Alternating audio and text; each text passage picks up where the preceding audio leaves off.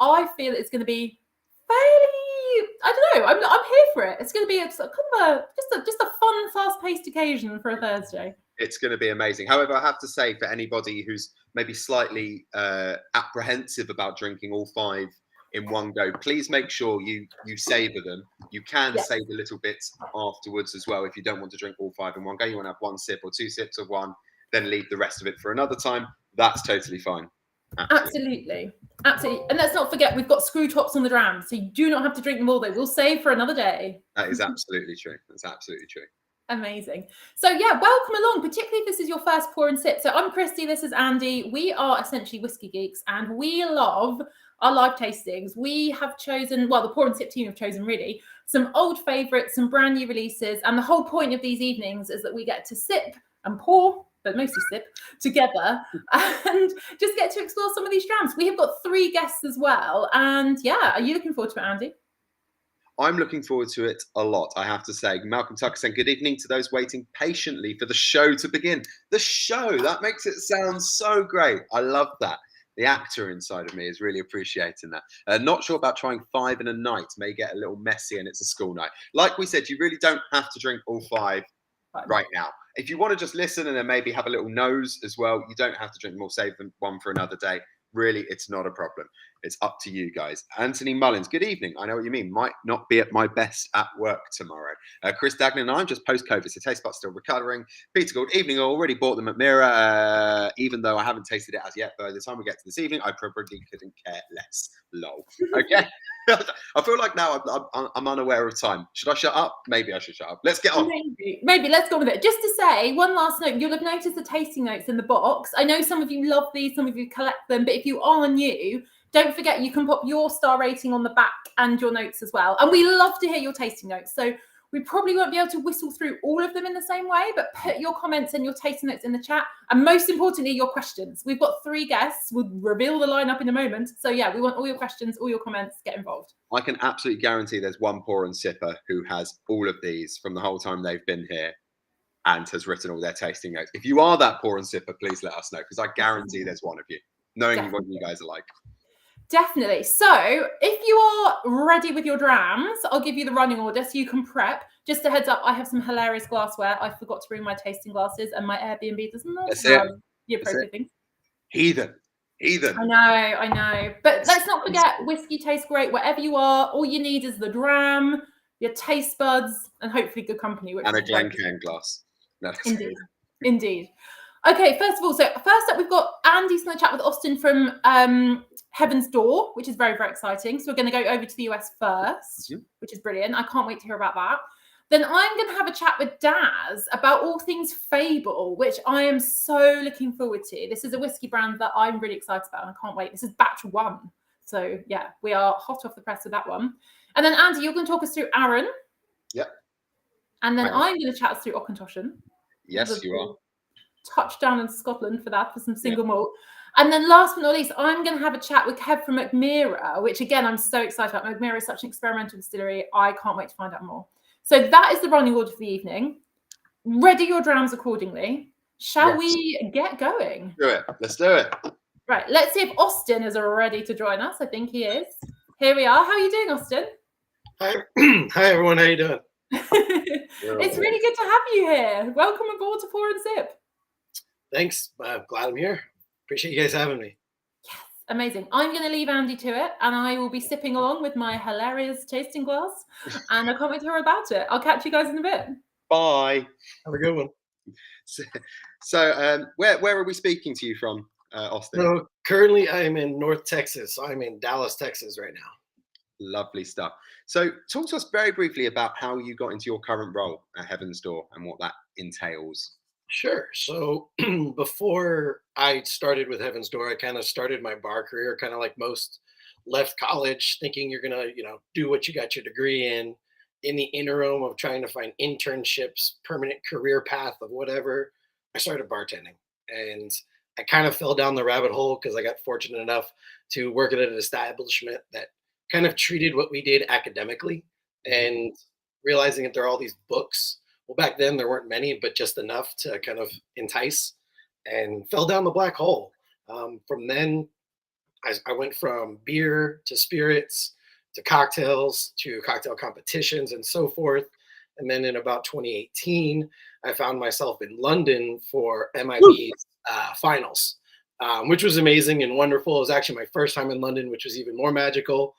There, I ended up getting second place. And then literally when I get back, I was approached by Heaven's Door, and I started as our second ever part-time ambassador. And then as our distillery has grown, which we've done quite exponentially, I've actually grown in my roles from second ever part-time to now our first ever national ambassador. That's amazing stuff. So you've literally grown with the company. So that's really cool. So on that subject, talk to us a little bit about Heaven's Door and the history and how it came about, and how a very unknown musician also came about. I mean, I always kind of like to talk about our story as this way about beneficent error.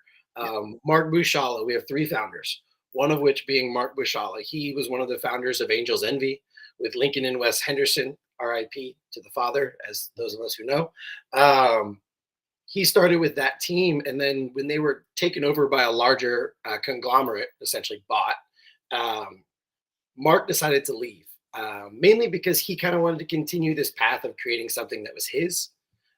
In that process, our other founder, our second founder, Ryan Perry, who is our master blender, master distiller, and co-founder, came on board at that time. He was working with Diageo as one of the heads of their barrel department, working in some blending with Diageo, and also a part of one of their seed companies called Venture, Distilled Ventures, if those of you who know what that is. He left because he wanted to take what he learned and place it into practicality. Again, this idea of doing something that was his own. Technically, I like to kind of call this the new American dream. It's no longer the kids, the cats, the house, all of that mishigash. It's actually this idea of legacy, creating something that hopefully outlives you. So in that point in time, they came together. Another gentleman who some people may or may not know, Nobel Prize for Literature, turned it down twice before until he finally said, okay, fine, I guess I'll take it. Still never even showed up for it, told him to mail it to him. Might have even said, oh, the check, give that to charity, please. Bob Dylan was actually in the process of trying to create a whiskey that he liked, his way, his flavors. Being from Hibbing, Minnesota, just outside of Duluth, for anyone geographically challenged, that's somewhere in the middle of the country, don't even worry. It's a weird search. But he'd always been seated in the American whiskey category. Not many really knew to what degree of neuroses he was in it, but in it deep enough to where he had this concept of how it's made, how he wanted his flavors to be, almost to the point of talking about the fronts, the middles, the finishes. Wow. But yet in his own isms. He was looking to do a one-off. And so he was looking for a bunch of big distilleries at the time, because it was just going to be this one and done, his way. Once it's gone, very Dylan fashion.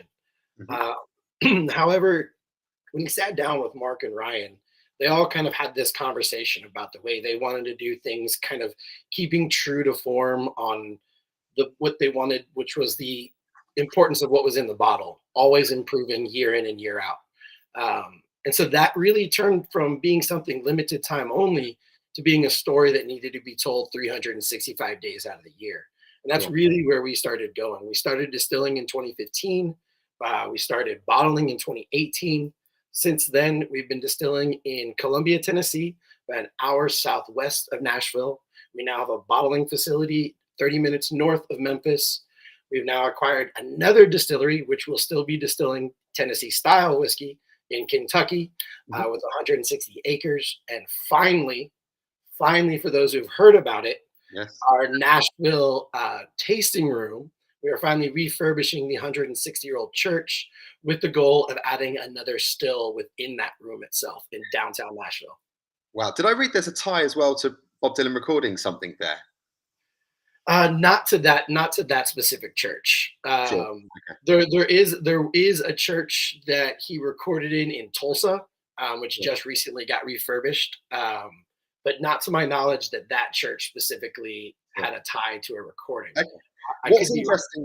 What's interesting to me is it's the term celebrity whiskey is a pretty gross term, but in terms of how it seems like he's very involved in it. It's not just I'm going to put my face to a whiskey and make some money out of this. It's a real passion project for him as well, right? Definitely. So he is one of our 3 founders, meaning he does own a large portion, but he's not going to run around, shaking hands and kissing babies. But the one thing he's going to focus on, and he does that quite readily with our other 2 founders, is every bottling that we create has to be approved by all 3. They talk about flavor, they talk about age, they really get into the ethos of like, what is this flavor story this bottle's telling? Sure. Which is very important to him and our other 2 founders. So yes, he is very involved with our bottlings. That's really interesting. So talking about the bottlings, you've got 3 in the range, right? And they sit behind you. Tonight, what are we drinking? We are drinking the... So tonight, we will be drinking our bourbon. That'll be the red label. Tonight, I say tonight, though. What's the time for you, Austin? Time for me is 1:42 p.m. in Texas. That's a great time to start. That's a great time to start. It's past noon, right? Not like, I have a whole day ahead of me. So we're drinking the Tennessee bourbon. Talk us through this particular dram. So our Tennessee bourbon is a high rye bourbon. So that's going to be a very large amount of corn, well above 15% of rye, and then a very light touch of barley. So when you're talking about bourbon specifically, and then really leaning into the state of Tennessee, a lot of your Tennessee whiskeys tend to be about 80 corn, 10 rye, 10 malted barley. Very corn heavy, quite viscous. You start to think of caramels and like deep dark sugar notes.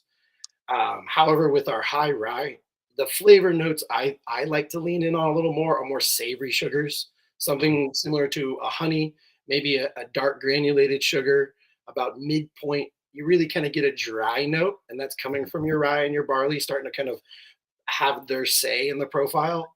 And that's where, if you ever had a hippie mother, as I did, who, when you had allergies, she would feed you a spoonful of local pollen. When it starts to dry, I actually get a really nice pollen note about mid-palate. Interesting. And then as you get to the finish, I start to get almost a light acidity, a little bit of a spice, however which way you want to, equate that spice to being. Whatever anyone tastes is necessarily not wrong. It's all sensory-based, memory-based. So if I'm telling you something that I taste and you don't, it doesn't necessarily mean you're broken. Well, yeah, absolutely. And that's on that note, I am going to read a couple of taste notes out. How old is roughly? Do we know? Do you say how old? So our Tennessee straight bourbon is probably sitting at about 5 years old currently. It is getting older, as we have barrels in wait, just sitting there aging. Some of our older barrels I've had the pleasure of recently tasting, and they're actually at, some of the barrels that I've tried in Tennessee are actually at 92 proof, as opposed to what you're trying now at 84. Okay. And it's been really interesting to see the evolution of the flavors. Sure. Awesome. Well, let's have a couple of tasting notes here from the guys at Pour and Sip. So, Joe, lots of red fruit on this, like a red fruit dessert with cheesecake. Ian Jambo Rain, very sweet on the nose, really strong with cherries, like a cherry strudel. Yeah, it's definitely got that cherry jam kind of note as well for me on the nose. Anthony Mullins, very sweet jam nose for me. Real Boinger nose, like bourbon, sweet, peaches, cherry. Malcolm Tucker, cheap fruit jam and cereal. Jeff's, there's a lot of nougat and marshmallow on the nose for me. Joe F, vanilla and very faint but smooth charcoal. And Real Boinger tastes very cherry and red berries, mostly raspberries. So what was did you start with the mash bill? Was that something you had in mind beforehand, or your founders had in mind beforehand? They wanted to go for that high rye kind of bourbon, or was it something that just kind of happened after trying lots of the distillate? So when I kind of talk about all 3 of our whiskeys, as you see back here, there's always a louder voice within the trio of our founders, right? In any group setting, someone kind of takes the helm. I think the biggest thing with us was doing a non-Lincoln County process. So in Tennessee, this is the only state in the U.S. that has a law for whiskey production, and that's after you make your cuts, instead of going straight to the barrel, there's a single pass through maple wood burnt to a charcoal, just to kind of round out any sharp notes, try to control any flavor variables before it goes into the barrel. That is the machine that does whatever it wants. So one of the big things I believe is that the loudest voice with our bourbon, I like to call it the Mark Bushala. One of those gentlemen that he wanted to do it his way. He doesn't want to change his processes. So with bourbon is the only category of the American whiskey styles that doesn't have to use that in Tennessee. So we chose not to use the Lincoln County process. He wanted a high rye because essentially he wanted to debunk preconceived notions.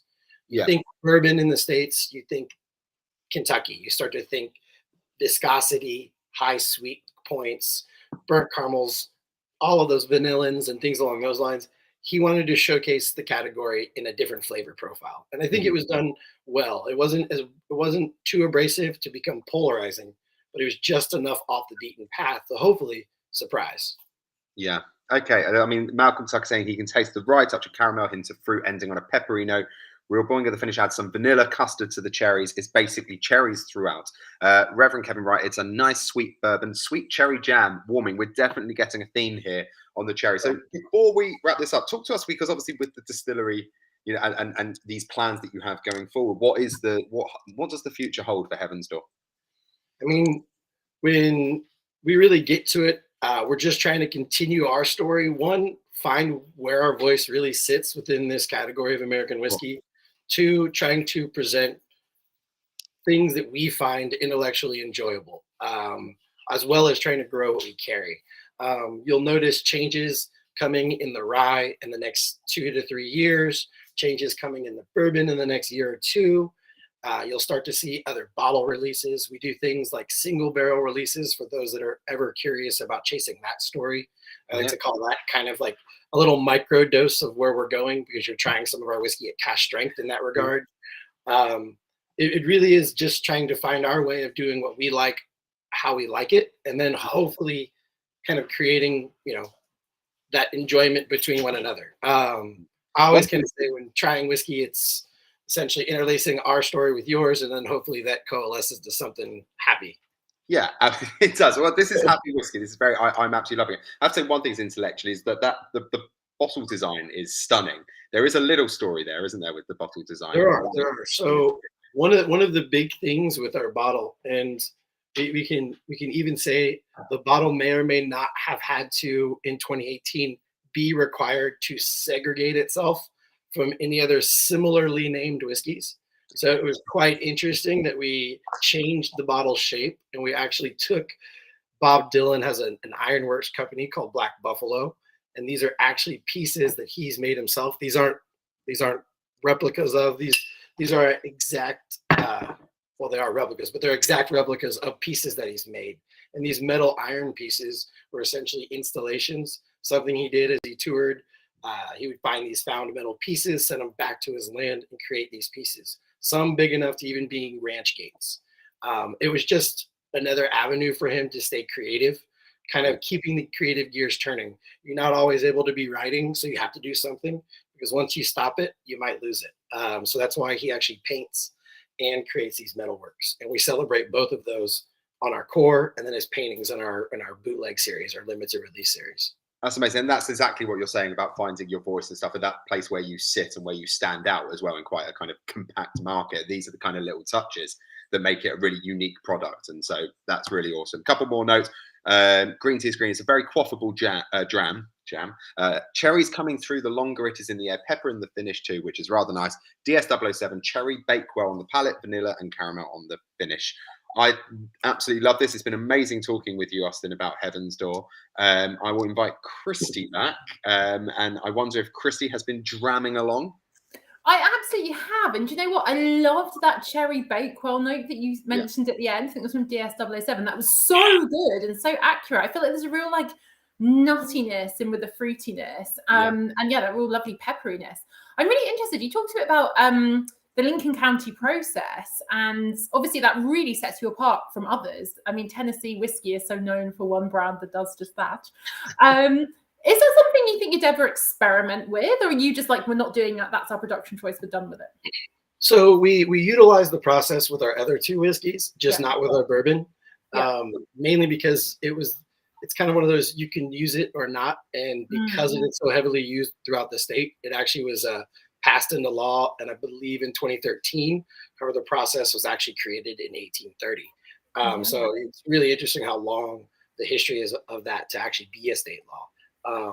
But to answer your question, we wanted to go away from it with the bourbon, kind of because we could, and we really wanted to see what that would do to, the American whiskey drinking fans, like what they would think of it. Would they be perturbed with us and say you're bastardizing Tennessee whiskey, or would they be elated and go, "Wow, I like the change in flavor"?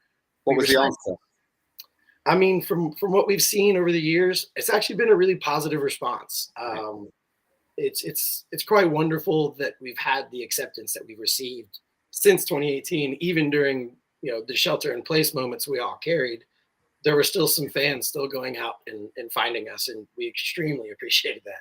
Yeah, that is so interesting. Before we get Daz on as our next guest, I'm just really interested in the Lincoln County process. I think in the UK, and please, Pour and Sippers, tell us if I'm wrong, I think people don't really necessarily know the term. When I started learning about American whiskey, I wasn't familiar with the term. Do you think people who love whiskey in the US know what it is and know that that's a point of difference with what you're doing? I mean, even in the States, it's still a process you have to loosely explain.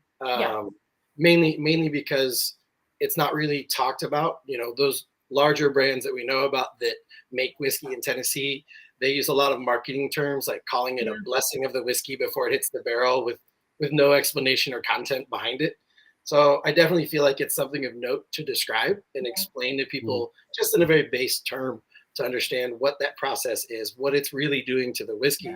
Because even though the process, the connotation of what the process is that you're killing my whiskey flavor, and it's not really the case. Yeah. I remember when we were speaking to, I think it was a Daddy Rack. Yes. Yeah, we did. We were talking about that exact thing, is looking at the end of the day, it's a process, but what is the finish line? What changes does that make to the whiskey? What flavor changes does that make to the whiskey? It is hard, it's something we know is the Lincoln County process, but what is the end product of that? Yeah, it's amazing. And for those that are bartenders in the world, I always kind of say it's like your emulsification. Like when you're using egg in your tin, rounding out those sharp notes, you very loosely parallel that to the Lincoln County process, kind of rounding out sharp flavor notes that might be polarizing or abrasive. And then essentially trying to control the distillate till it goes into the barrel, which is, that animal does whatever it wants to do. Yes. Oh my gosh, I love it. I love the geeky chat. I want to dig into this so much more. I wish we had more time because, anything about distilling process, I know I love it. I know Andy loves it. I know our Pour and Sippers love it. And I know it's just, thank you so much for sharing your insights and for giving us a little bit of a dig into what you guys are doing at Heaven Door. Thank you very much. Appreciate it. Amazing. Take care. And Hank, do come back at the end if you can. But if not, any other questions for Austin, Pour and Sippers, just let us know and we'll send them over. Definitely. Appreciate it. Thanks so much. Cheers. Bye. Oh, that was fascinating. What a start. I feel like I've not really tasted so much American whiskey recently. My palate's been leaning more towards Scotch, and what a treat it was to, tuck in. Has it whetted your palate for more American whiskey? It has. It totally has. But the next 3 drams are all Scotch. And we've got our next guest. About American whiskey this thing. I know. But we will not forget about it. We love American whiskey and we champion American whiskey here at Pour and Sip. So let us know what you thought about that one. But we'll bring in Daz, our guest number 2, and we're going to chat through all things Fable, which I'm so excited about. So hello there. How are you doing, Daz? Hello. Can you hear us? Hello. You on mute, Daz. That sometimes happens when coming back on. Yeah, we've lost your audio.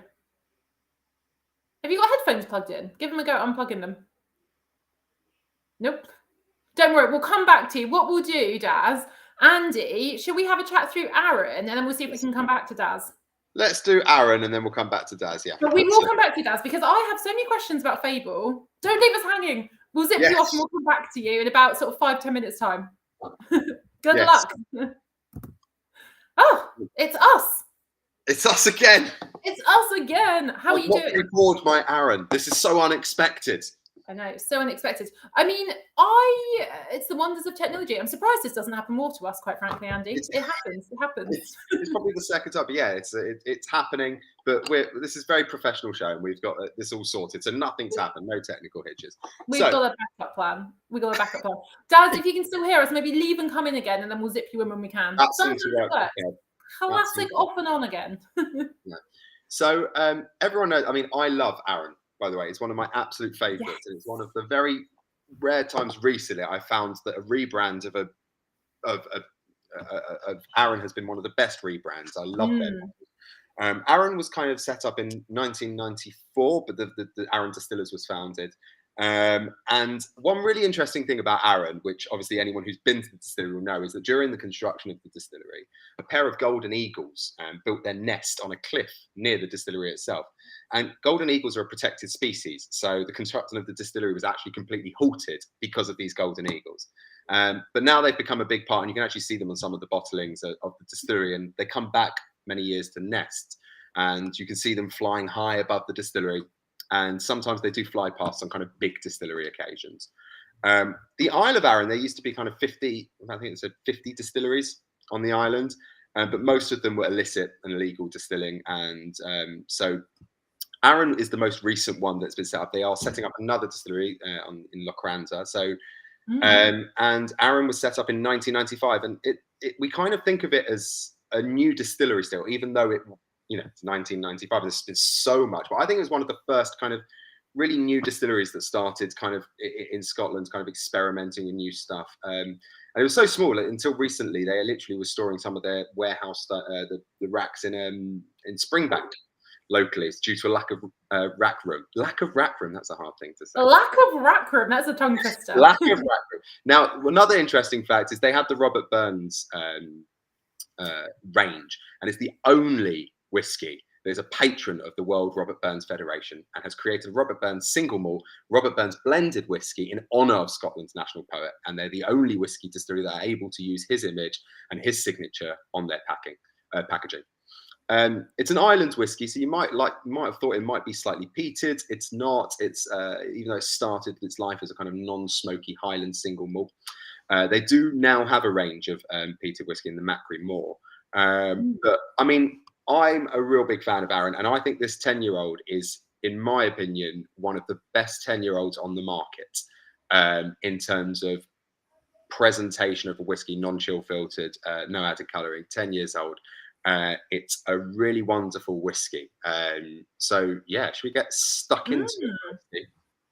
Let's give it a go. So for me, I've just had word from Daz. Oh, here he is. We've got him back in. How are you doing, Daz?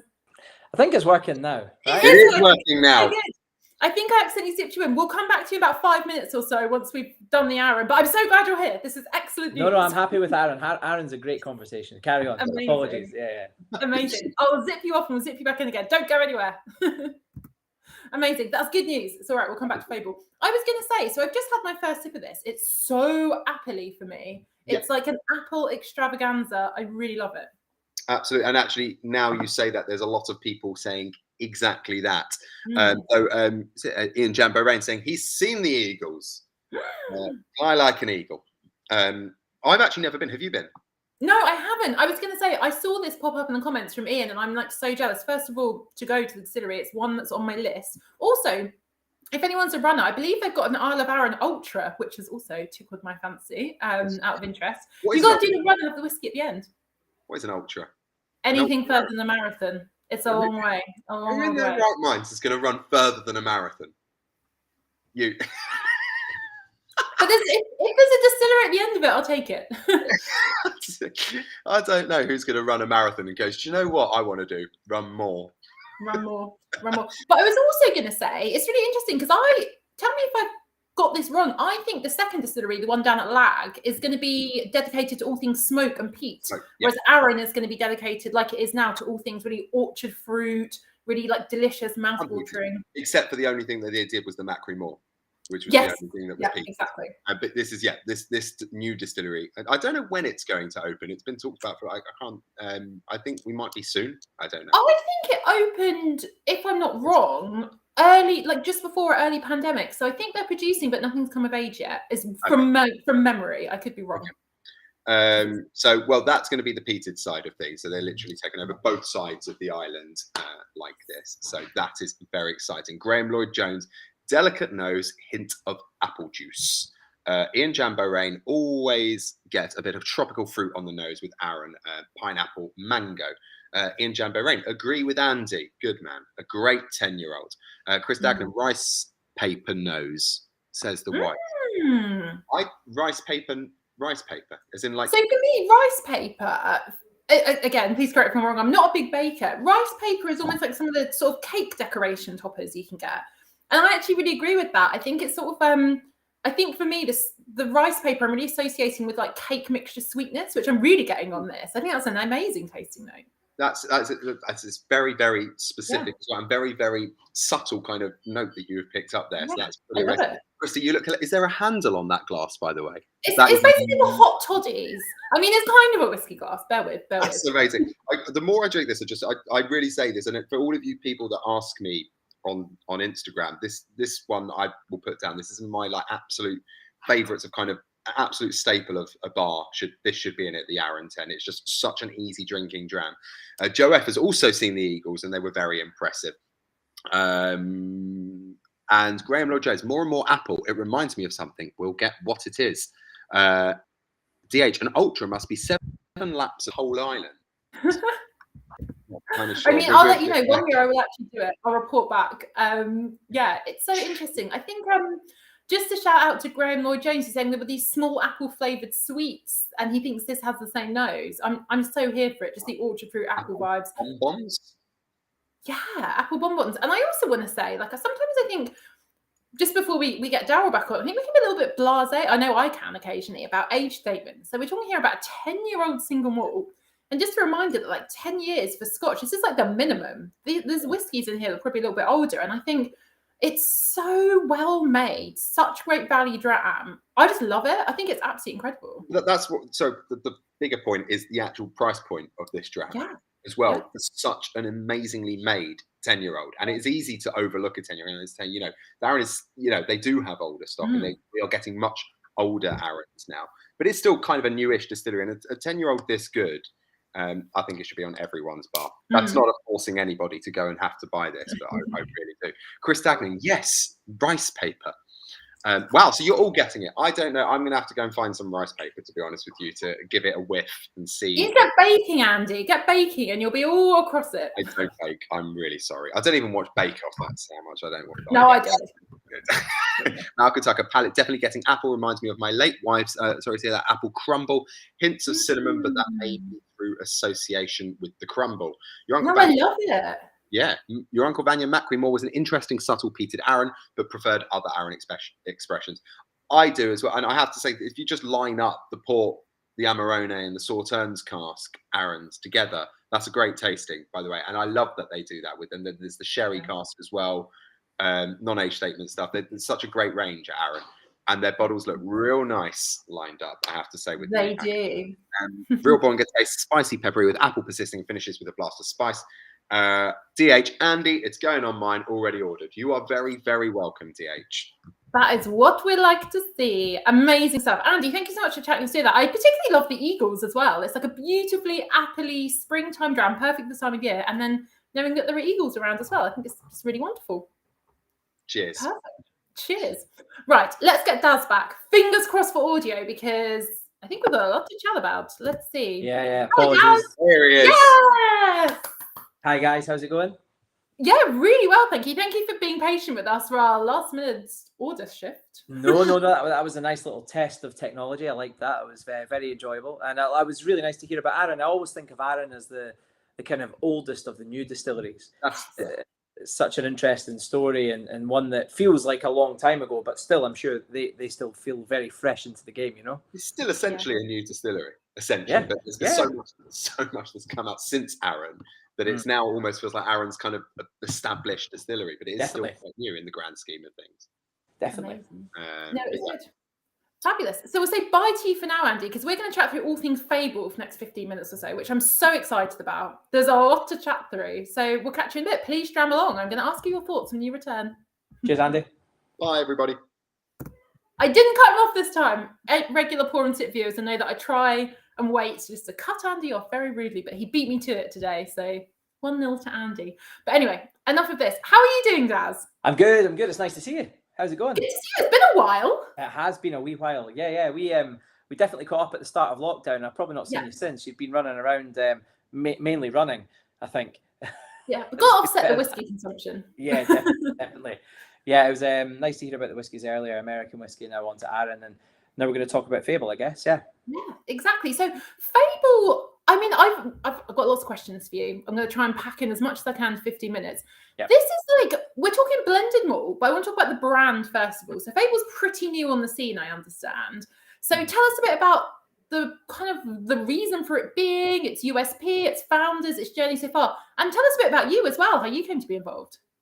Yeah, let's start with Fable. I think what there is there's an opportunity, isn't there, in whiskey to do things in a different way. And I think single malt distilleries are fabulous, make great whiskey, of course, around 128 distilleries around Scotland. But there are a lot of distilleries that exist that a lot of people have yet to discover. And, you know, maybe the companies that own them don't quite have the resource to promote those and share those with the world. Because I think fundamentally what we need to remember is a lot of these distilleries have existed to supply malt to blends in the past, you know, and that's the reality of it. And that doesn't mean they're not great whiskies, and it doesn't mean those are distilleries that should not be explored. So I think Fable ultimately is, well, it's really the brainchild of Andrew Torrance and Callum Laurie, is two good friends of mine, guys I've known for a long time, and they came together and wanted to explore and bring some of these whiskies to the fore.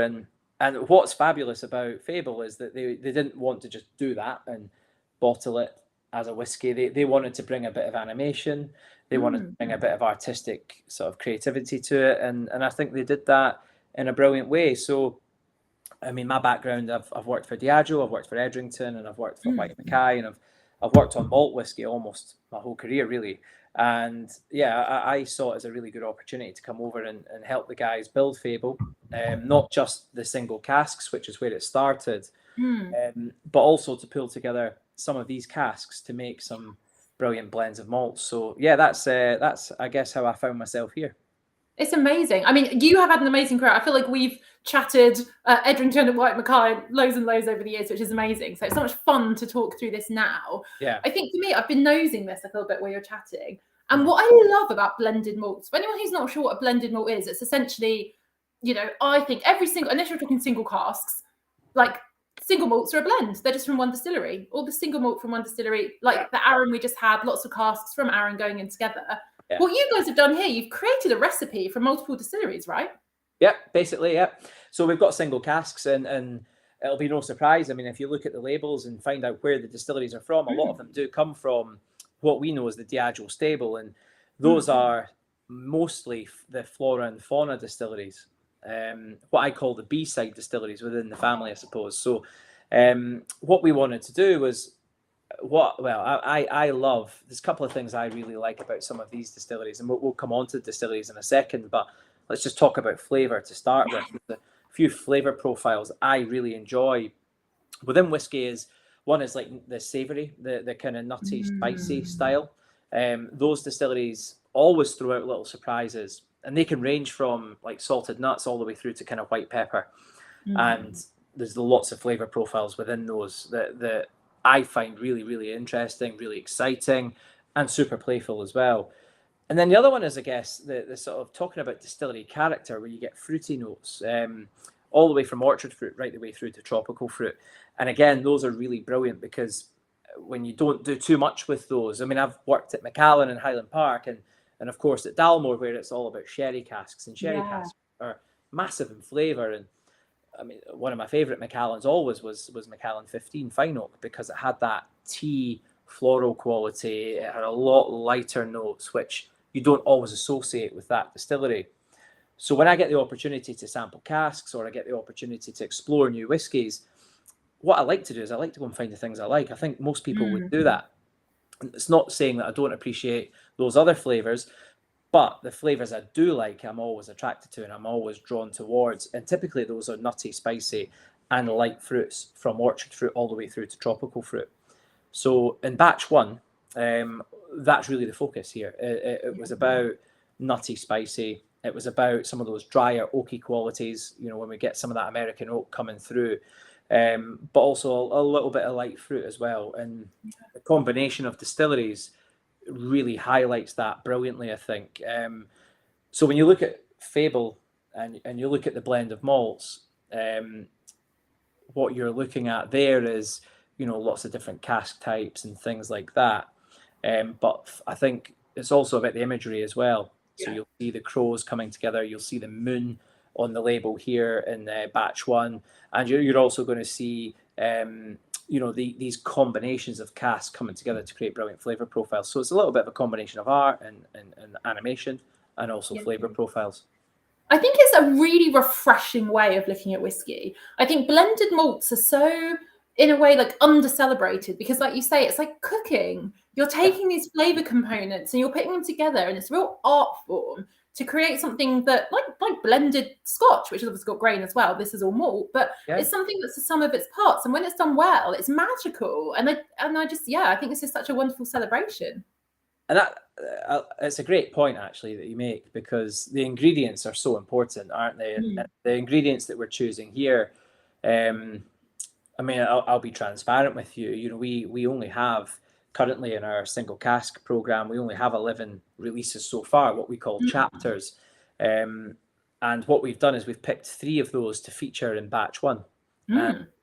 Are you going to tell us what they are? Going to tell us? I'll tell you, right. I'll tell you. Absolutely. I mean, they're on the label, right? So when we sat down and went through the sort of cask samples, the hypothesis was that, I mean, certainly that I felt that Dal Ewan as a meaty, slightly, you know, a slightly heavier whiskey perhaps than you might expect for a typical Speyside. But it has a lot of malty qualities. It has that little pinch of savoury that I like. It has that little bit of meaty as well, and fruit. So that's a great distillery to start with, because it historically was always used as a great blending malt, wasn't it? And then you go over to places like Mackmyra. And again, I think Mackmyra, what we're experiencing from the casks from Mackmyra is this lovely honey into tropical fruit. And it has I like the texture as similar to Dal Ewan, actually, in so many ways. It has this lovely viscosity to it. So when we put those two together, I think they work really, really well. What I would say is that they're not massively fruity.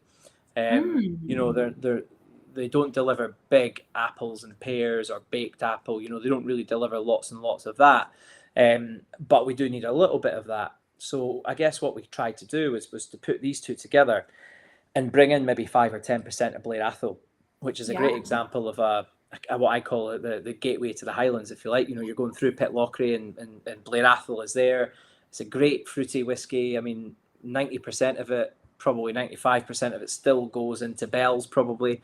But that little bit that's left behind has gone into sherry in the past. And we've got some really nice fruity Blair Athols coming through. And it seems like some of it's been matured in wine casks as well. I mean, mostly we're asking for bourbon or refill hoggies, but sometimes we are getting these darker colours coming through, which suggests it's maybe coming through from somewhere else. But that's great, because that gives you body, it gives you fruit, it gives you sweetness.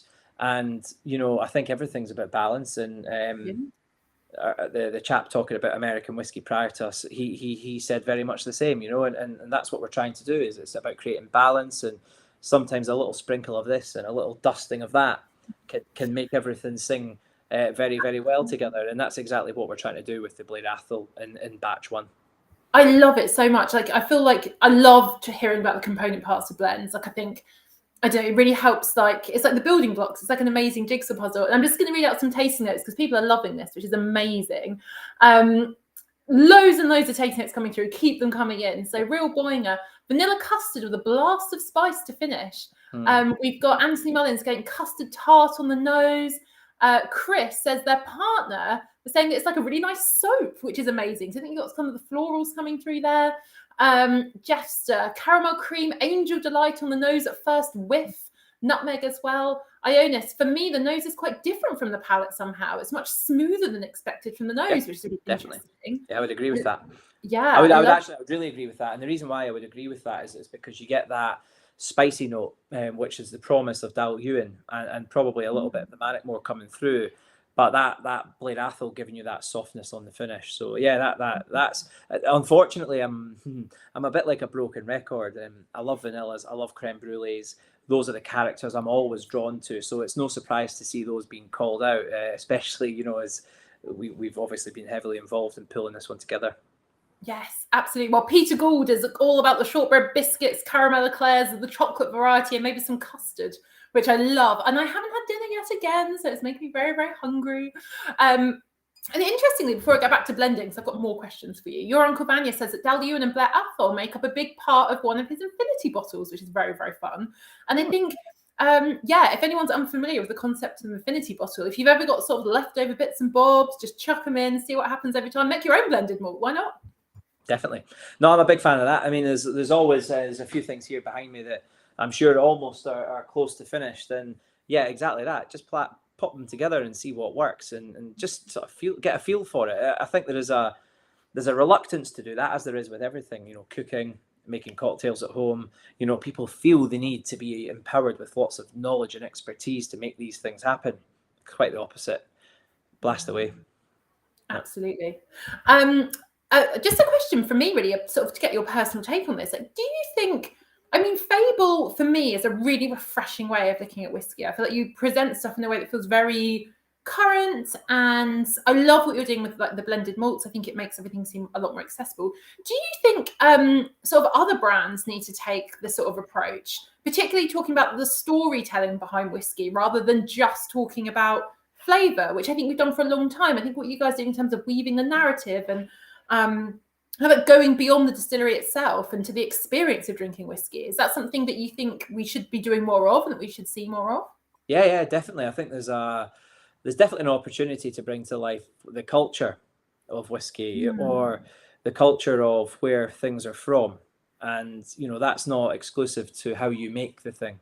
It's not exclusive to, you know, family emblems and things like that. I do think there is an opportunity to bring to life much more of that, you know, that cultural tapestry. I think that Scotland across all of the different areas have so much. And I've been really lucky. I've worked in Orkney, I've worked out in Skye, I've worked down in places like Jura and Islay, and they're all so different from one another, you know. And I think if there is a way of bringing that to life in a visual way, I think it's really, really positive. It's really difficult to do it in words. I mean, to explain the difference between Orkney and Islay in words is so challenging. I find people always ask me what's the difference, and I'm like, I don't know. It's this kind of untouchable thing, but actually visually, I think you can do it really well, and I think you can do it in a much better way, perhaps, than words can explain. So, I guess that's the opportunity is to bring to life some of the stories that are relevant to the areas of where these whiskies come from, and the fable that we chose, the story that we chose to lead with for ultimately our first number of releases. It came from the southwest of Scotland, and it was the Ghost Piper of Clanyard Bay. And it's an old story about a guy who'd ventured out into the cliffs, and you know the pipers, you know the sounds of the pipes can be heard at night. You know, the cliffs are now gone. The village that sat on top of the cliffs is now gone, and there's all of these characters that are involved in that particular fable, and it's really cool and it's really interesting, and it shines a light on that particular part of Scotland where culturally it's very distinctive, you know, and that's the cool thing, and it actually opens many doors, because it means that moving forward we have an opportunity to work with a lot of different stories and a lot of different ideas, which again allows us to go and play with. Maybe it's cask finishing, perhaps it's just different distilleries. You know, we'll look into that as time goes on. And I love this. And I think if anyone's been to a distillery, distilleries are full of stories, which is just so much fun. I think there's always a story to be told. And then just last thing, because I'm just very aware of time, when you're blending or even choosing single casks, I think one of the things I love about particularly this one, you're working with 3 distilleries that are perhaps slightly less known, off the beaten track. You're bringing them into the spotlight. How much of, I guess this is more with the single casks than the blended malt, but how much of the actual distillery character are you looking for? The things that kind of like give them their own sort of signature. In the all the chapters that we've released so far, that's exactly what we're looking for. And the reality is what we're searching for is mainly refill hogsheads as much as we can, because they really do allow the distillery character to sing. They are definitely the character right in front and center of what we're trying to achieve. But That being said, you know, it's not always the case that we're always able to get, you know, a refilled hogshead to allow that. It depends on the age. It depends on maybe the ABV of that particular cask. And it also just depends on what's available. The reality is that we don't have access to everything. That's true. Yeah. So that, you know, that's also one of the constraints that we work within. But distillery character is something we're really interested in for chapters 1 to 11 of what we're doing at the moment. Really, really interested. And even in batch 1, we have released a batch 2 since then as well, which also deals with a lot of distillery character coming through. And we've added a little sprinkle of Kalila into batch 2. And we also have a batch 3 just about to launch, not so long away. And again, we've focused very much on distillery character and how we can bring that to life. And it's great because distillery character, you can harness that at 6 and 7 year old, but you can also embrace that at sort of 13 years old, 12 years old as well. So, you know, it's not just about age, it's about impact of cask, it's about distillery. A couple of the distilleries that, I mean, really kind of knock they really surprise you sometimes. Glenelgan's a great example. We have a 7-year-old Glenelgan, and it's just brilliant. It's so elegant, and it's so clean in its spirit style. It really doesn't need much longer. And we're doing a whiskey tasting just last week, actually, with some of those younger casks, and people were really blown away by the quality. So distillery character is great that you mention it. Is something that we're really searching for, actually, in the initial releases. But it may be something that we can change up a little bit as well as we move forward. We might move away and look a little bit more at wood influence or sherry influence or something like that down the line. But yeah, we've talked a lot about that, and it's definitely something that I get very, very excited about. And as you move around Scotland, you do find different characters. You find fruity, floral, you find that savoury, like I said, nutty kind of quality. We've got a lot of that in Tininic and Inchgower, for example. But then when you move into like those slightly more sort of Ideny, sort of slightly smoky characters, we've got Kalila in there as well. So yeah, there's tons to play with when you talk about distillery character. Really, really exciting part. It's not all about casks, you know. Yeah. Well, this is incredible. Thank you so much for talking us through Fable Batch 1. And honestly, for anyone watching who's unfamiliar with these distilleries, do look them up because they're incredible. And again, slightly off the beaten track maybe compared to the big ones, but yeah, amazing to get to taste them through the form of incredible blending. So thank you. Yeah. Thank you so much, guys. Enjoy. It's amazing. I'm going to bring Andy back in briefly. Did you enjoy that one, Andy? I loved it. Interesting. Well, as soon as I put my nose to it, it's just like it was really different. That was the first thing I thought instantly in my head. It's like, that's really, really different. Got loads of crunchy bar for me. That was the chocolate that came to my head. Yeah. What was really interesting was listening. I love when talking about blends, just listening to the components and why they've been chosen and what's added. I'm not saying it's wrong the other way to hide all of this, or not even hide it, but to not get this way, because it's also fun thinking about it yourself. But I just love listening to what's gone into something and why those distilleries for that very reason. I just find it absolutely fascinating. And it's interesting, and what we're trying to do is to retain the character of those qualities, you know. And it's a 7-year-old. It's a blend of malts of three malts really is what's in there, and bottled at 46.5%. You do allow them to represent themselves pretty well, you know, at that ABV as well. So yeah, I think we're pretty open about, you know, how we're putting things together.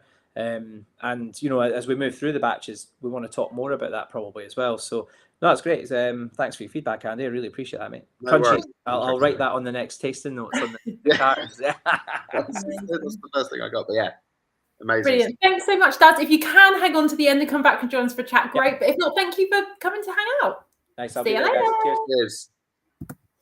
Oh, that was so enjoyable, Andy. I love that blended malt. Really interesting. Loved that. Really I love loved the it. colour. So beautifully pale. Love it.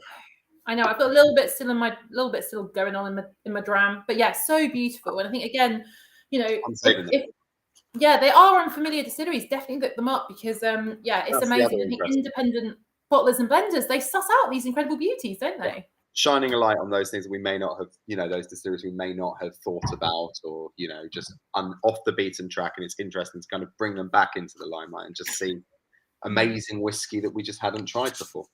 Absolutely. So we are 3 drams down out of 5. I've just seen a comment from Jeffster. I've yet to touch the H2O for any of the drams tonight, which I like. I think they've all been very approachable, very delicious, but do hydrate in between. That's my sip go gulp message right now. I'm going to have a gulp. And so what we're going to do, we're going to spend 5 or 10 minutes chatting through Auchentoshan, and then we've got our last guest for the night, Kev, is going to chat to me all through Mackmyra, which I'm so excited about. I'm so charmed by this dram. I can't wait to go onto it and chat through him. So pronounce it before he tells us the name. I'm going to get, okay, let's have a guess, and then we'll ask Kev to clarify for us. I'm going to say Stjärnrök. Oh, no, that's very good. It's very good. I feel like you're already right. I was going to say Stjärnrök, but no, it's not that. You're right. I'm just trying to think. I don't know. I'm not Swedish, so who can say? But yes. Anyway, hopefully we've all had a gulp of water, a good glug of water. We're going to do Auchentoshan for the next few minutes, then Mackmyra, and I can't wait to hear from Kev. But so Andy, I've been doing a bit of geeking out about Auchentoshan.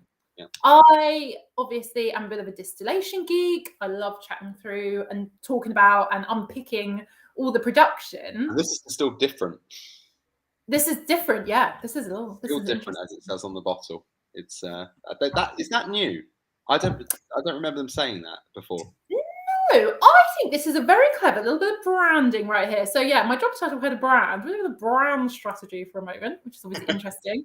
I do think this is relatively new. You can see it on the drum, and I think it's on their big bottles as well. I think it's just a general strap line, which is really, really cool. Yeah. And it genuinely is for Scotland.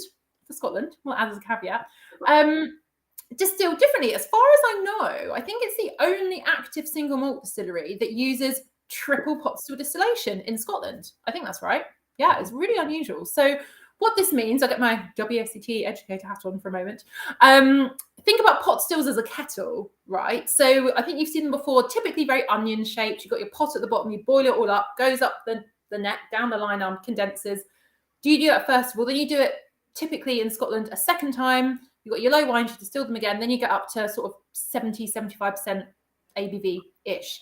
And from that point, you would proof it down, mature it, 3+ years later, you get your whiskey. What Auchentoshan do, which is very, Kev from Mackmyra just popped on saying Annandale has 3 pots. There's always one. I visited them. This was like the other, when I said this is one of the only, I couldn't remember many more that done triple distillation in Scotland, and then everyone from Portsmouth came with all these distilleries. And I was all these other ones, okay, which I appreciate. I appreciate the input. But yeah, so Annandale is also a lowland distillery. There's a very funny story from when I visited there, where funny, actually a genuinely funny story. A hotel receptionist thought I'd married Charles MacLean, but we'll get onto that story another time. I've not married Charles MacLean. Andy's chattering away. Yes, so Auchentoshan, also Lowland known for this light style. So what Annandale and Auchentoshan, which we've got here, have done, they've not stopped after 2 distillations. With each little distillation run, you're kind of you're not just selecting the alcohol you want, so increasing the ABV, you're also kind of selecting the flavors you want as well. You make these cut points, they're called, in the distillate to select the bits you want.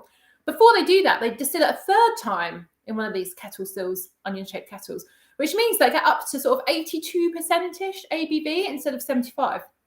That doesn't mean that what we've got here in our glasses is any higher. It's still 43%. They've sort of proofed it down more. But what it does mean with that distillation run is that they've stripped out a few more of the flavour compounds maybe, or they've selected an even tighter cut, which is why it's got this really lovely light character to it. I don't know how you find it, Andy, but I really think it's got a lot of this shortbread, vanilla. It's very light, very kind of buoyant, really. It's a proper summer dram. It is absolutely honeyed kind of cereal notes as well. There's a lovely kind of I mean, I really like this. It's really light, and it's I mean, we've actually had all the whiskies tonight nothing's been there's been no kind of big punchy huge kind of, and this one is particularly light. I'm still getting I haven't tried much Auchentoshan before, I have to say. No. So I mean, this is actually one of the first I've tried in a while. So I'm getting my head around this one a bit. But yeah, that kind of lovely honeyed cereal note that's coming through, vanillas, caramels that are coming through.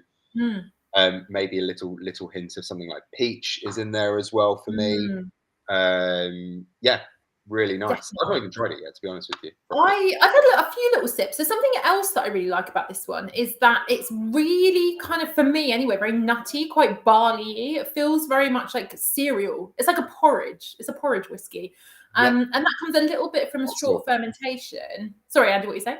Yeah, it's that kind of you get from the Irish pot still whiskey, that kind of porridgey kind of note, a milky porridgey kind of note that's kind of there with this. Definitely a breakfast dram. A breakfast dram, if you are so inclined. But yeah, something that I'm really interested in is that this is 18 years old. We spoke a little bit before about the Arran being 10 years old. This is 18. And for me, so much of that vanilla comes from the impact of the casks, which I think is really interesting as well.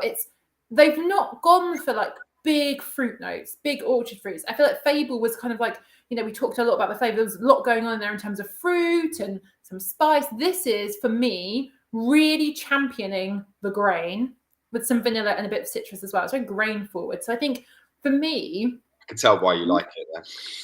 You can tell why I like it. Yeah, I mean, I love grain, love single grain. But interesting is this is 18 years old. A different expression that they did was their American oak, and they really championed it as sort of to be done with Auchentoshan and ale, like that kind of like double act vibe. And I think as a distillery, we talked about distillery character. That's what Auchentoshan's really known for, being this really grain forward, very, very light.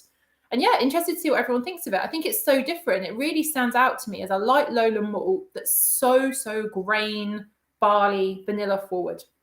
Yeah, absolutely. I mean, apart from the fact that I think this is one of those distillery names that's an absolute instant nightmare for anybody who can't pronounce any Scotch whiskey or distilleries. That's just one of the ones you look at and you go, can I have the that one, please? That's that one. Long word begin today.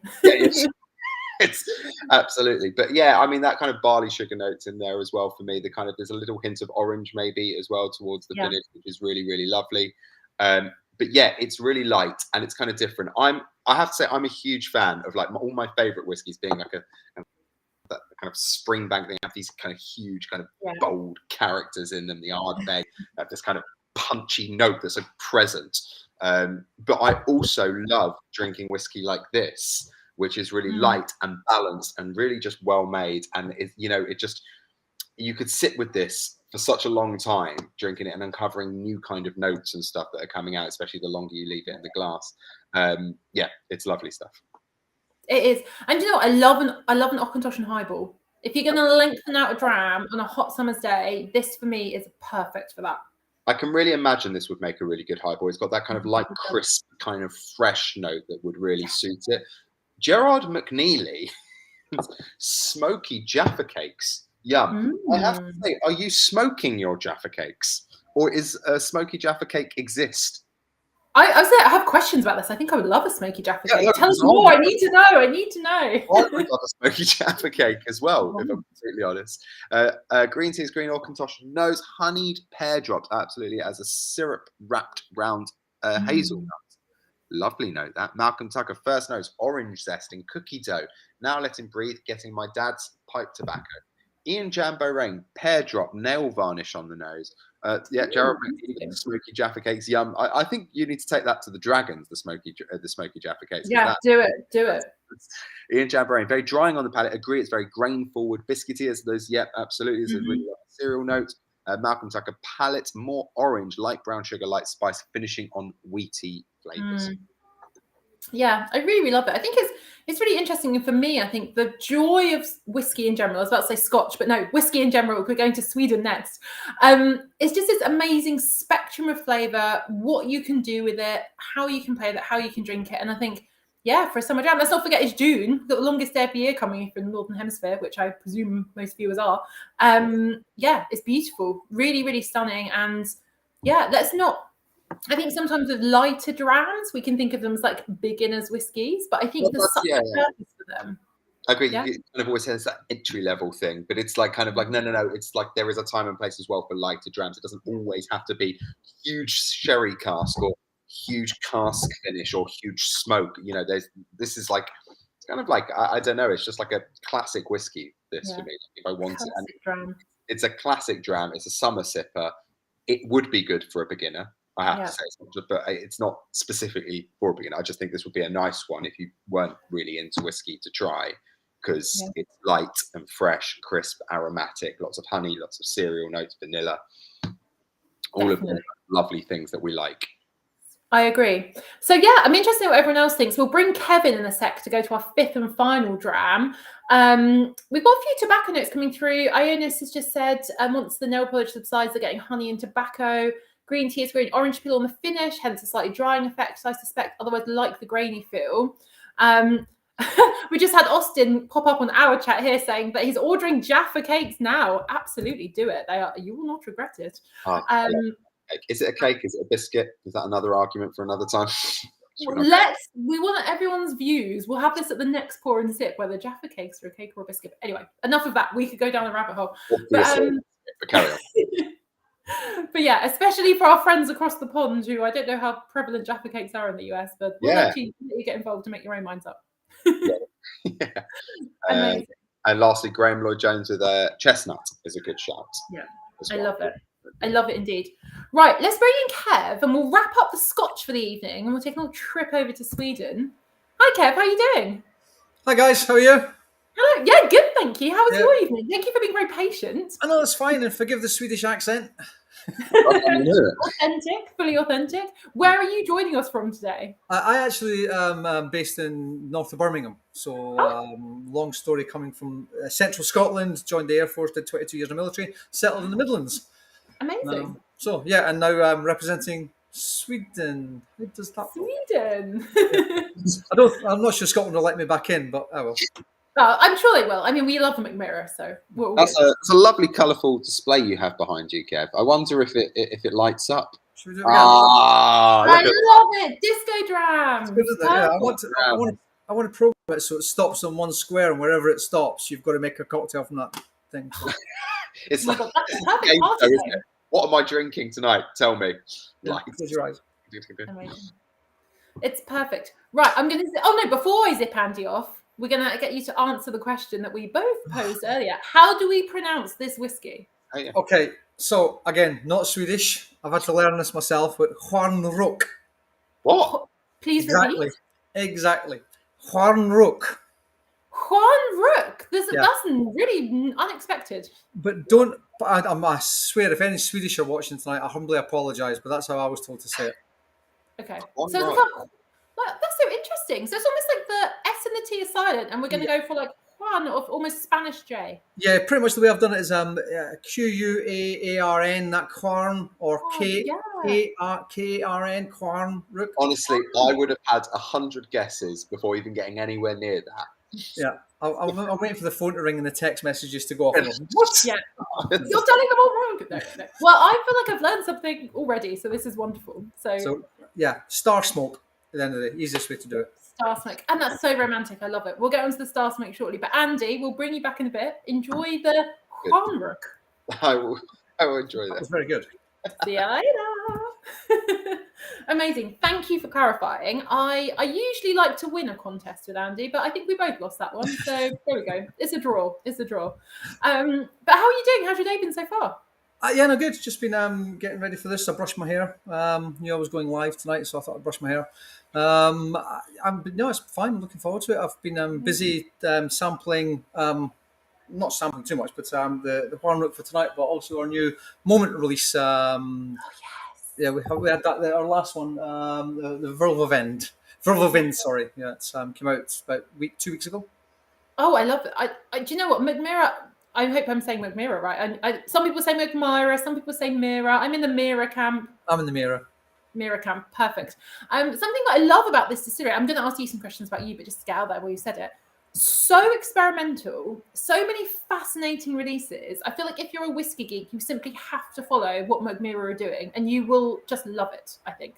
Yeah, no, completely agree. It's something that actually got me interested in the first place when I went to a whiskey festival in Birmingham, and I was introduced to a whiskey called Grand Tea. Oh my gosh, I love it! I love it so much. Yeah, green tea. Green tea. Who puts whiskey in a green tea barrel? It's brilliant, but it tastes amazing. So that's what got me hooked on it, and I've been a follower ever since. I've got pretty much the whole collection, and done a lot of work with them.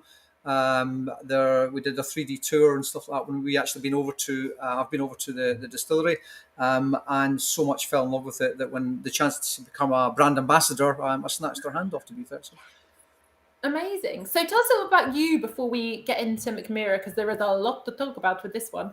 What was your first whiskey love? How did you fall in love with whiskey, and what made you want to to work in whiskey? I've got to be honest, I was a very late bloomer. I used to work in a hotel doing weddings when I was young before I joined the Air Force. So it was all like bells and grouse and stuff like that.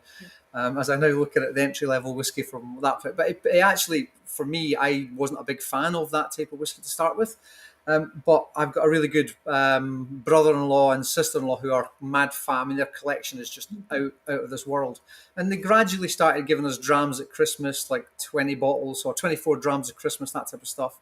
Amazing. And you started finding the profile you like. So for me, the profile is sweet, sherried, very sherried. I really like, and tomatin, rapes. I was going to say rapeseed there, but that's because I've got hay fever and I was walking past the rapeseed field earlier on.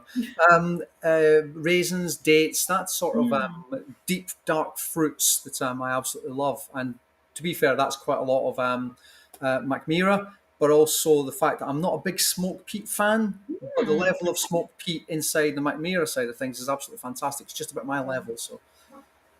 He says with 2 bottles of Octomore sitting up there as well. I was going to say, I think I can see a peated bottle or two up there. Yeah, I'll try them, but they're not my go-to. But no, that's so interesting. And similarly, as someone who fell in love with whiskey, kind of like it was through work for me, but just through tasting and realizing the spectrum of flavor. And this is something I love about pour and sip. And this dram we've got here, Star Smoke, as you say, which I think is the most beautiful descriptor of this dram. It really is something very different. It's an amazing spectrum. And just to shout out to your Uncle Vanya, who's just said, everyone I've ever met from Mackmyra has been absolutely lovely and lively and appropriately shameless, which I love. So yeah, amazing group of people. I think the team Mackmyra. That's very nice to say. So it's great. That's great to be part of a fantastic team, and the whole Star Smoke thing. I think it was described to us as sitting on a mountain in the winter, looking up at the stars and a clear sky, with that element of smoke on it as well. Just it blows you away, and especially the again, Sweden itself is a beautiful country. They've got the place, the storage area up in the mountains as well. The actual forest warehouse in the winter, next to the actual Gravity distillery, which itself is groundbreaking. And looking from the high 35-meter sky bar across the forests is just, you could just sit there, grab your whiskey, and just ponder life in general, and it's lovely. It sounds like the perfect place to ponder with a dram. I need to get over this. Like, I have to. Like, it needs to be on my travel list. I've been to Stockholm before, but nowhere else in Sweden. So it has to happen. Basically, I'm just going to invite myself. So yeah, fair warning. I will be over at some point. But this dram in particular, I feel like there's so much going on with it. So we've got Oloroso Sherry matured malt, I think. I think we've also got Virgin American Oak. But most excitingly for me, tell us about these ex-Cloudberry wine casks that I'm hearing a lot about. This is like brand new for me. I've never tasted whiskey that's been in these sorts of casks. So Cloudberry wine's quite famous through Sweden, but there's actually probably about 8 casks or 7 to 8 casks in this actual release. You're right, it's got a bourbon backbone essentially, American oak backbone. The American oak, the bourbon casks come from the Jack Daniels lineage. You've got what is it? The smoke base pretty much makes up half of this product. First fill Oloroso casks, quarter casks, which are the 120 litre versions. You've got so the bourbon casks, the first fills are 2010 bourbon casks. Then you've got smoke from 2013 casks. Smoked tails. Now, I'm not sure, I'm not teaching people to suck eggs. If we do a run of smoke, Svensk Rock, for want of a better phrase, we clean out the pipes with the next distillation, but we don't tend to throw that away. It's stored in casks and matured as well, and they're called the smoked tails. And then this is fascinating. Just going to stop you for a moment. So what's going through then is unpeated, but it picks up the smoke from going through basically the stills and all the systems that the last batch of peated stuff went through. Yeah, we're pretty much washing out the thing, washing out the distillation process. Because as the Gravity distillery, pretty much most of the energy we use is taking the barley up to the top to get milled. The Gravity does the rest over the 35 meters. It's one of the 45% more efficient than other distilleries in the world currently.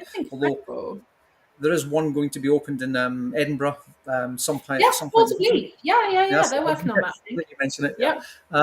But yeah, they say the processes are similar. Let Gravity do the stuff. The draft that comes out the washbacks goes to make biopellets to fuel the furnaces, and it basically the whole point of the whole Swedish thing is use Swedish products, be environmentally friendly, and it's just so there's two massive malt bins at the back. I think it's 45 tons of malt at the back. One's peated, one's unpeated. If they do a run of peat, they wash through the distillation process and all the pipes with the next run, and before they actually get to the unpeated version, that's the smoke tails, which they then store as well for some future cask mixing. So then, a 30-litre Oloroso smoked version as well of their reserve cask sort of range. So for those that don't know, Swedish Mackmyra is famous for its 30-litre cask sizes using Swedish oak. If you're looking at a 250-litre American oak cask, the fluid to wood ratio is such that the maturation process is quite long. It could be 12, 15 years, that type of stuff, whereas Swedish 30-litre casks do it in about, I would say, between 5 to 8. You've got a usable product as well because of the fluid to the oak actual ratio. So, and then the Cloudberry wine, which is what you originally asked, was I'm like, what is it? What is this? Cloudberry. So the best way to describe Cloudberries is like a raspberry, but orangey in colour and a bit more bitter in taste. Perfect. Okay. So, and they use a local wine producer who does the Cloudberry wine, and once that distillation process is done for the wine, they take the casks and fill them with the Mackmyra product. Amazing. Oh my God, it's incredible. I have some more questions about production for you, particularly maturation, but I'm going to read out some tasting notes first because there's a lot going on here and it's getting an amazing response. So do keep your tasting notes coming. We've got DH. It's like banana off the campfire with milk chocolate melted in the middle. I love it. Green tea is green. Maybe it's the result of so many, but I'm getting smoky bacon on the nose, which I love. DH is saying it finished a bit like peanut skins to me. A touch too bitter, nose and palate delightful. I want to quote a Simpsons reference about Burns eating Spanish peanuts and talking about the skin, but I'll almost refrain. Ian Jambo-Rain is agreeing with green tea is green on the smoky bacon, which I think I'm also getting. Ali C saying frazzles, which I love. And then Graham Lloyd-Jones, pour and sip. Please can you run a competition to win his shelves? You have got people very, very, very hot under the collar over your whiskey shelves. So that's amazing. It took me about 6 weeks to do them. I'm not doing them again. I love them. I love them. They're incredible. But yes, so the thing I wanted to touch on as well, just conscious of time, but oh my God, this whiskey is incredible and we could talk about it for ages. And I think Mackmyra is so innovative. Honestly, we could talk for ages. I believe that the casks for this one, for Stjärnrök, are matured on the ground. Is that right? In caves? Yes. So, well, it's an abandoned mine. It used to be used in a local town. So it's called the Bodehouse mine. Yeah. And essentially it's stored, again, when we went over there to visit, we had a tour of these. It's a big, you actually approach this big gate, this big metal shutter gate, and it's lifted up and you drive down this old abandoned mine about 50 metres underground. And there's it's just a surreal experience because it's sort of the constant humidity, constant temperature. So it's ideal for the maturation process. They can control how much sort of angel share is lost. I think somebody told me there that it's one of the least angel share loss in the whiskey production thing because of this. They found angels not into whiskey. They just can't be bothered to take it. Well, I don't mind because it means more for us. Yeah, more for us. But literally it's sort of separate caverns. I mean, the place is huge. They only use a percentage of it. But as soon as you get down to this, it's all lit up and you can see the different sections of where the mining equipment was used, where they store everything from the reserve cask, the private casks, these ones here, the Bjorks have. Pretty much a lot of these stuff were actually stored underground in the mine. They've got other warehouses. They've got the forest warehouse, which is behind the distillery. But the Bodehouse mine is something to behold. It's just amazing. It sounds incredible. I don't think I've ever tasted, well, apart from Mackmyra and maybe some other expressions, but I've never knowingly tasted whiskey that's matured in a mine before. So that's really, really fascinating. Just one more question, which is going to be a big one, I think, before we get Andy back. I can just see him lurking around on screen, and I'll do some more taste notes in a second as well. Mackmyra is so experimental. Like, I don't think I've seen many producers doing what you guys do, and I know that's partly because you're not beholden to SWA, Scotch Whisky Association rules, in the same way Scotch producers are. So you've got so much freedom in terms of casks and what you're doing and all of this. Can you give us any sneak peeks into what you might be doing? Anything going on in the experimental distillery and the mines on the ground? Do you know, I tell you what, now bear in mind, we do follow the SWA in such that we have to mature it in American oak for the 3 years, above 40% ABV. It's all studied there. It's after that we get to play with it, which is really quite nice. Excellent. Do you know, in all fairness, the Verve is the moment release. That's the final one we're doing. Oh gosh, no more moments. The last of the moment range. It's actually we've gone full circle. So the first one we did was the Midvind, the very first one we did. So that is essentially the same sort of recipe as a tribute to that, but aged by, I think it's 4 or 5 years additional to where the first one came out. So that's now gone full circle. And I believe that the last seasonal range, the Limousine, is the last one we're doing of them as well. Oh wow! So what are we going to have instead? I would be shocked if I even had to be fair, I can't tell you because they haven't told me yet. But no, there's things in the plan, and it's just a case of watch the space even for us at the moment. So. It's so exciting, but I imagine that. So if you can hear a dog barking in the background, my two of my friends' dogs are also on holiday with us. Do you think Mackmyra will carry on in this like experimental vein where I think it really sets you apart, like the green tea cask, for example. I guess that's at the heart of the distillery now. I would hope so. That's certainly something that attracted me in the first place. Again, there's a lot happening. I mean, a lot of things are going to move around and change around over the next couple of, I would say, next 6 months even.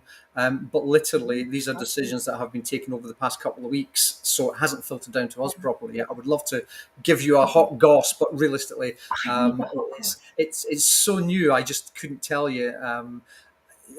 I certainly hope so. Is my favorite. It's one of my favorite distilleries. I wouldn't be a brand ambassador if I didn't believe in the product, and I believe in the product because they are experimental with their flavor profiles, and how they continue that on in the future. I'm as waiting with bated breath as you are. Well, it's amazing. I'm sorry to put them on the spot, but we're very eager for news. We are greedy whiskey fans who are fascinated, and Cranrock, maybe I've got it right, is another one of these. Cranrock. Yeah, the smoke. You remember smoke? It's like Sven's Ek and Sven's Throk. And you've got the other one here is there's another innovative one. That was the birch sap wine. I don't know if you've had this before. I had that a while ago. I have not tried this, but this sounds incredible. Birch sap wine is just another Swedish delicacy. It takes ages to get the birch sap out, goes in the casks, ferments the birch sap wine, we put it in, give the whiskey. It's apples, pears, and the tasting notes. We'll get onto the tasting notes with this one because it's Cranrock we're here to test. Yes, exactly. So we've got Jester. I've never tasted stinging nettles before, but I imagine this is how they taste, ignoring the stinging bit. Actually, I remember where I live in Sussex, I'm in Wales right now, but lots of like nettle tea. There's sort of the greenness to that I agree with. Joe F says it reminds him of the Ardcore launch, that Ardbeg's recent one. Peter Gould, best dram of the evening for me. Real boinger, smoky pepper and like camping for the finish for them. P. Barrett, palate is strange but interesting combination of smoky hazelnuts and green grapes. Love it. I love that tasting note. And Graham Lloyd Jones, can't decide what to buy. Have very much enjoyed 4 whiskies. # first world problems. I mean, if this is the problem of the night, I think we can handle it. It's amazing. Right, I'm going to zip Andy back in before he poises the most challenging question of all. How are you doing, Andy? How did you enjoy the Mackmyra? I loved it. It's loads of really honeyed smoked ham for me. Was kind of the note, particularly on the nose. It's lovely, and it was really different. I have to say, was the first thing for me. It was really, really different. It took me back when I first got this a couple of weeks ago. I like, because tasting wine, you can drag the wine through the air as you're having a taste of it. I do that with the whiskey sometimes as well. And it took me back to my school days when I was used to have Highland toffee in Scotland. So Highland toffee was just something I used to eat all the time. It was beautiful. It was absolutely fantastic. But we're looking at the sort of cold barbecue on top of the cold barbecue coals when you can smell the charcoal. On top of that, you're looking at apples and pears, but baked in a cinnamon pie for Christmas. Not fresh apples, not fresh pears, but really overcooked cinnamons, that type of stuff, into the Christmas pudding, for want of a better phrase. There's nothing better than when whiskey notes take you back to your youth. That is the absolute best for me. Yeah. And I like the one earlier on, foam bananas is usually picked up in our whiskies quite as well. It's on the palate, on the nose rather than the palate, but certainly foam bananas is there as well. So. Yeah, I love foam bananas, foam shrimp as well. They're pretty good. Oh, yeah. God, so many memories. So many memories. As I say, I think for me, it'd be interesting to get your just like final remarks, Kev. For me, this is like so complex. There's a smoke that's so apparent, like you say, there's sort of a confectionery vibe that's there. But there's just so much going on. Orange peel, spice, wood, it's all there. And it's so fascinating. You've got not just the Swedish peat, which comes from our peat bog close to the distillery as well. So Swedish products, that's what the thing is. And not just the Claybury wine, but with the peat, we actually put the juniper branches on it as well. So you get that juniper level on top of the peat, on top of everything else, which gives it that sweet sort of smoke. Amazing. Just so fascinating. It's really, really is amazing. And as I say in Sweden, skål. Skål, indeed. Skål. I haven't got much left because I've been sipping. But skål from my Juanruk. Juanruk, a very famous Spanish friend of mine, Juanruk. Amazing. So if Daz and Austin are still around, do come and join us shortly. So any final questions, tasting notes for the clan? The clan, we've got Sweden, the US, and Scotland are represented. I'll give them a second to reconvene if they're around. My Slack is, I don't know if Jake's just put them on WhatsApp now, but so I'm going to ask the question, but I think we're in WhatsApp. Are you on Slack or WhatsApp? No, I'm on WhatsApp. So anyone watching, we have minor technical issues this evening, but we're getting past them. We're trying to get through as many taste notes as possible. But yeah, our usual systems have failed us ever so slightly, but we're all good. Here's Austin. We'll bring him back in. How are you doing? You're on mute. Good. How y'all doing? Yes, he's back. I thought, no, we can't have a full house of audio. You're on mute. And his Daz as well. We'll bring him back in. How are you doing, Daz? Amazing. We have got everyone, which is very exciting. So I guess just, Andy, you're going to ask your question, then we'll have a little summing up chit chat. Yeah. Oh, I'll ask it now. Yeah, ask it. I have to. I mean, for me, this is going to be a very hard choice. I'm sure it is for you as well, Christy. So what was and usually I say, what is your favourite from this week's box, and then but this today is like, what has been your favourite from tonight's tasting? And none of our guests are going to be offended, whatever you say. So please let us know. I think tonight is a really tricky one because they've all been so different in a way that it's going to be super difficult tonight. But please let us know, and I'll read out all your answers. Yeah, let us know in the comments. And I guess I always make Andy ask that question because I feel too mean. I can't. So I always delegate to him. I love it. For me, I think what I'm really excited about, all three of your drams, is how like forward-looking they are. So I think we've got obviously like a Kentucky bourbon that's like really like turning on its head a little bit of what whiskey from Kentucky is like. And we've got Fable, which is like a wonderful like storytelling focused blended malt. And obviously you guys have got your chapters as well, but it really is about presenting whiskey in a new way. And we've got Mackmyra, which is just, for me, mind-blowing in terms of production. And I'm just so Tennessee, sorry, getting confused with this end of the day. But yeah, just so excited that we've got really, as I say, like modern forward-looking whiskies, and it's fantastic. And I guess it'd be interesting to hear from each of you, like what your hopes are for like whiskey going forward and what you think will happen. For me, I'm really excited about kind of like blurring of categories between whiskies. That's what I'm excited about in the pursuit of flavor and the pursuit of like production. So yeah, I guess I'll go to Austin first, then Daz, and then Kev. We're just interested in your thoughts. So I guess what I'd like to see from the category as it grows. Truthfully, I mean, when you look at whiskey, at least in the States, it was advertised as this little bit of misogyny to it that I would love to see go away. To the whiskey drinkers in the world, not to be on a soapbox, but you know, your beverage carries no masculine or feminine. It's just the flavor, and if you like it, love it. Another thing I always tend to gravitate to is chasing of numbers. Yes, age is important, but age doesn't connotate something being a better quality. And I just want consumers to adapt that understanding. And in some regard, color as well. Color doesn't always connotate age and flavor as much as you would think. And so You know, I would love to see the whiskey drinking world stop seeing it as this tough kind of moment and really embrace things like creative finishings, like we were talking about earlier, and the mashing of categories, as you just said. Because once the misogyny goes, the acceptance of these creative flavor profiles become much more rampant, and I think that would be really beautiful. Yeah, So completely. No, I love that. I was like clapping on when you're saying about misogyny and whiskey, because it's so true and it's still so prevalent. But yes, everything else you said as well, +1 too. Daz, how about you? What's your kind of like future projections for the whiskey category and hopes? The crystal ball, eh? No, I think there's a really good opportunity. Certainly from our point of view, these collaborative, creative forces, you know, coming together, I think is really interesting, and bringing in different ideas from different industries, whether that be art.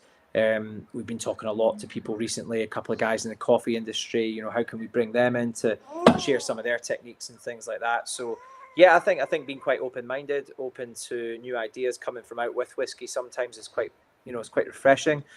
And that's not to say we're the first ones doing it. I've been involved in a lot of projects in the past where we've had external people coming in, and perfumers, chefs, things like that. It's always been brilliant. But we want to do more of that, you know, and I think we're in certainly with the blended malts and the single casks, I think we're in a great position to do it. Really enjoyed working with the art side of it. I think that the artist that we worked with for the labels, a guy called Hugo Cuellar, a Bolivian guy who had lived in Edinburgh in the past, and you know, I think what he's done in bringing to life stories with a slightly different accent has been really, really cool. So yeah, a little bit more of that would be really pleasant, because I think we show up differently. We can tell different stories in very visual ways, and perhaps whiskey's not always done that in the past, you know. Yeah. Oh my gosh, such a thought-provoking answer. I love it. Oh my gosh, I think we need to have a whole nother chat about just this question alone, because I'm like so many follow-up questions I could ask. But Kev, how about you? What are your thoughts? And then we'll go back to Andy, because I can see lots of thoughts coming in, which is also great. Well, I'm all for what the two previous guests have said as well. For us in Mackmyra, it's about experimentation. It always has been, which tearing the boundaries of what can actually be classed as a good flavour profile actually comes down to how you enjoy your whiskey yourself. It's not for everyone. Some things aren't for everyone. There's certain different flavours. So not for smoke. I'm not a smoky person, but I like green tea in a whiskey. Who knew?